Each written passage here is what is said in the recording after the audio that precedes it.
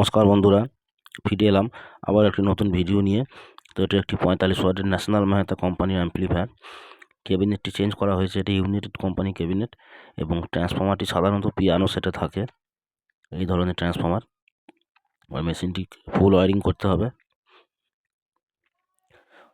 ট্রানজিস্টরের base connection, এটাও একটি base connection এবং বেস কানেকশন সব প্যারালালে হবে। এটা আউটপুট ট্রান্সফরমার ভায়া কালেক্টর, পজিটিভ সাপ্লাই, এটা গ্রাউন্ড।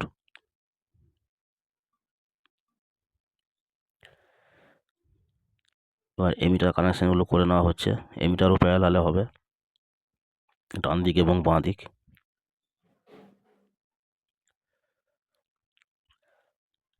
এমিটার কানেকশন করা হয়ে গেছে।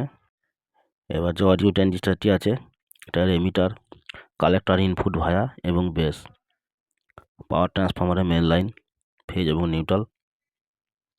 এবার যে পাওয়ার সাপ্লাই বোর্ডটি আছে ওইটিকে কানেকশন করতে হবে। এটা এমিটার কানেকশন ট্রানজিস্টারের, এটা ফিডব্যাক, এটা অডিও ট্রানজিস্টারের এমিটার, এটা বোর্ডের বেস। তারটি একটু পুরনো হয়ে গেছে তাই ঘষে নিতে হচ্ছে ইনপুটের লাইনটা। এটা ইনপুট ভোল্টেজ,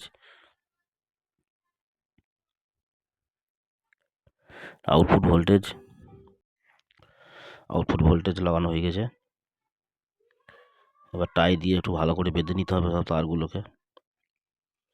এবং ট্রান্সফরমারের এসি লাইন, যেটা 12 ভোল্ট,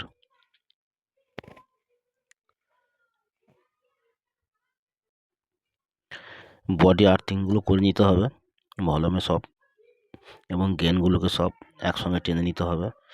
এটা গেন, সাউন্ডটি শুনুন এবার, এটা আর্থিং।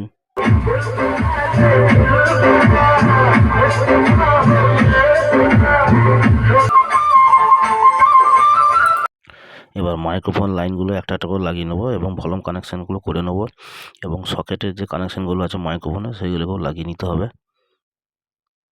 এটা আউটপুট এলইডি কানেকশান।